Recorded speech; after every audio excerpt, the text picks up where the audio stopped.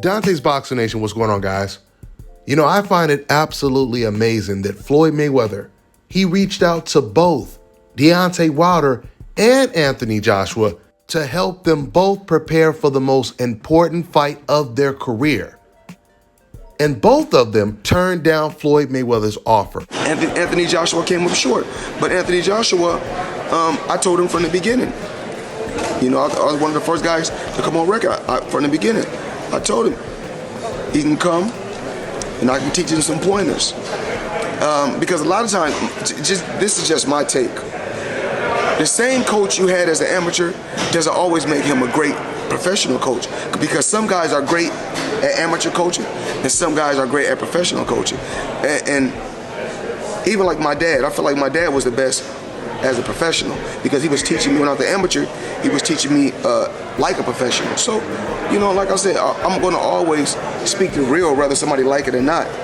I just feel like Anthony Joshua, they keep going to different coaches. Oh, this coach gonna work with him. This coach gonna work with him. I told him in the beginning when he was undefeated, you got some things you still got to tweak because if you don't, then you may come up short. You guys have to understand, Floyd Mayweather is arguably the greatest fighter of all time. There is no doubt about it. Floyd Mayweather is the most intelligent boxer of all time, hands down. Floyd could have taught AJ or Deontay Wilder 20% of what he actually knows. And without a doubt, you would have seen a new and improved Wilder or Anthony Joshua. Now, this doesn't guarantee that they would have won these fights because at the end of the day, they're still the ones that have to fight once they get in the ring, meaning they can't summon Floyd Mayweather to do it for them once the fight starts. But win, lose, or draw, it still amazes me that they both turned down Floyd Mayweather's help. Although they both turned down Floyd Mayweather's help for different reasons. When it came to Deontay Wilder, you had a group of weird black dudes on the internet that was constantly begging Deontay Wilder to not work with Floyd Mayweather in the fear of Floyd Mayweather getting some of the credit if Deontay Wilder were to win. I had people sending me messages left and right asking me what's wrong with some of these black people on the internet. What's wrong with some of these black people on YouTube? These fans that were sending me these messages, they were completely confused. That some black people on the internet did not want Deontay Wilder to work with arguably the greatest fighter of all time in the most important fight of his career. And the crazy thing is, half of the people that were sending me these messages, they weren't even black. And they still were surprised. Some of them would tell me, if Deontay Wilder and Floyd Mayweather were from my country or they were my race, none of us would be urging Deontay Wilder not to work with Floyd Mayweather. Whoever you choose to work your corner, please don't let it be Floyd Mayweather.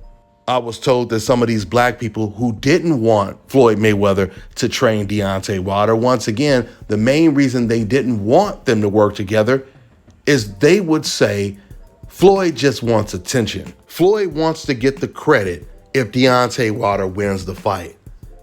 So this is just so crazy to me because basically what they were saying was, I would rather Deontay Wilder lose and not work with Floyd Mayweather as opposed to Floyd Mayweather winning in Wilder's corner and getting some of the credit. It's really amazing when you look at their logic. And see, guys, this is what makes racist networks like ESPN and the rest of old media, this what makes them so powerful is because they stay on code.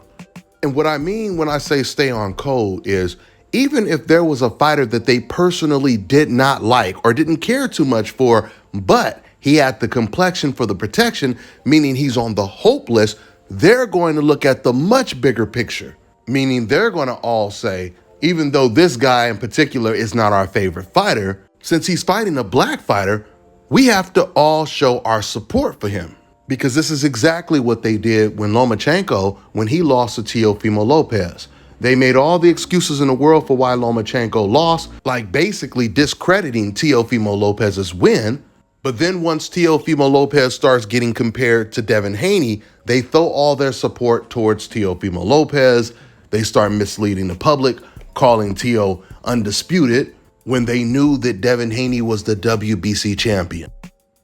They did the exact same thing when George Kambosos fought Devin Haney. They threw all their support towards George Kambosos. And then after George loses, then Joe Tessitore comes out and says, hey, well, George was never that good in the first place. Okay, so if he was never that good in the first place, how come you never told people that Devin Haney is going to dominate him? Because there's levels to this, and George is not on Devin Haney's level.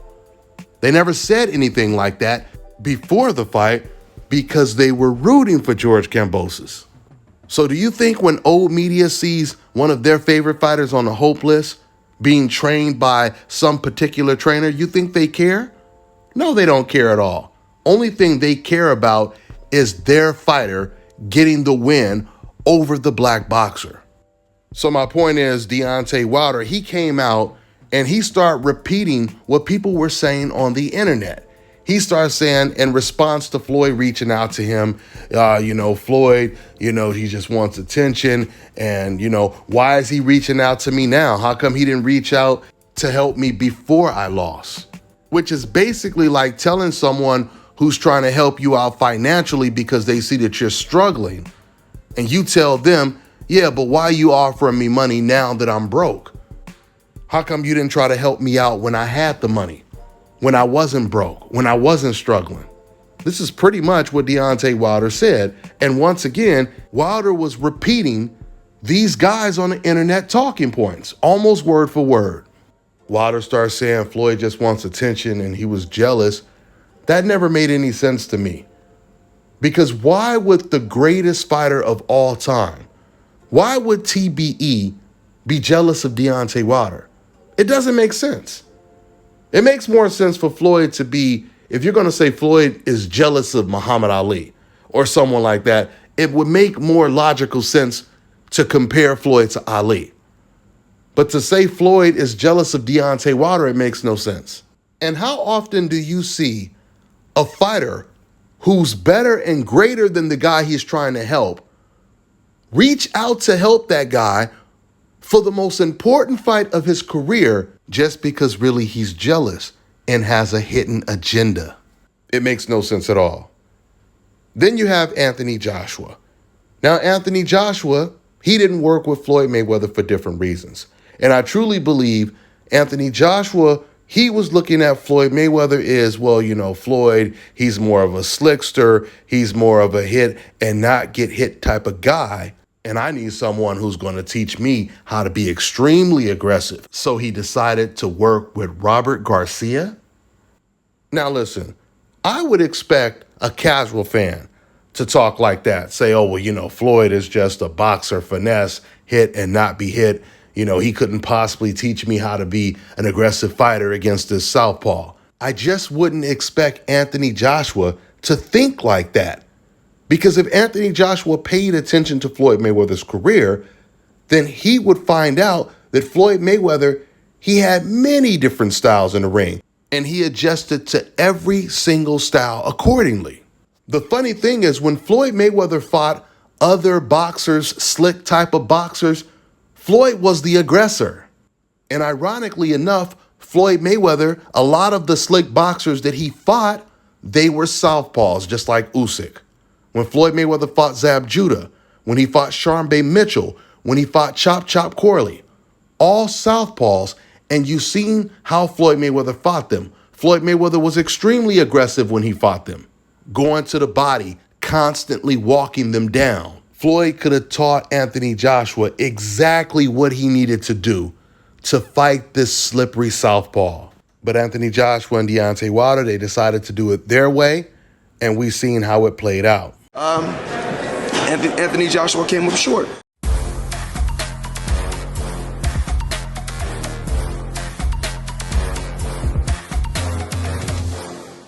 My name is Chris, and I'm all the way here from Anchorage, Alaska at Scalp Carolinas, and I'm here for my second treatment of SMP. Well, I was sitting at home one day and going over my Facebook page, and they have different, like advertisements popping up, and I saw one for SMP, and I saw some pictures of some guys, a before and after, and I was looking at that, and it caught my attention. So I Googled it, SMP, nothing showed up in my area, So, you know, I did a little more research, and all of a sudden, Scout Carolinas popped up in the web browser. So I started watching his videos and seeing all the reaction from all the other people. We talked on the phone, we made appointments and everything. I sent him pictures, and he looked at them, and I was like, can you fix this? And you know, he pretty much said, no problem. My first session, he made me feel extremely comfortable. It was almost like I was talking to family.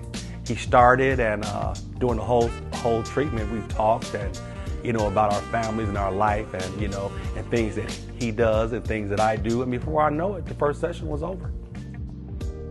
When you see someone doing something that they love, as much as I see Enoch Glover love what he does, it shows in his work. I wouldn't point anyone in any other direction but here to North Carolina, Scout Carolinas, to get this done.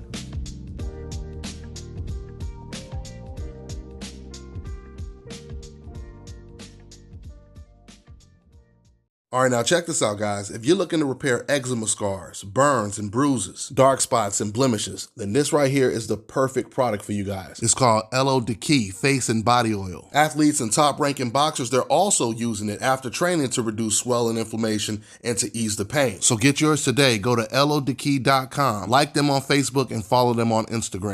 Let me tell you guys about Issa Israel Law Firm. It is a full-service legal practice based in Denver, Colorado, an emerging hub for combat sports and high-altitude training. If you're a fighter inside or outside of the ring and you need a law firm you can trust to fight for you, visit thefighterfirm.com or email help@iilawfirm.com. Legal representation is usually limited to plaintiffs or defendants in Colorado, but iFirm can help anyone in the world with trademarking their business name, logos, and U.S. immigration issues. This brother has been my attorney for a while and helped guide me through all kinds of business and civil issues, so make sure you guys go to thefighterfirm.com.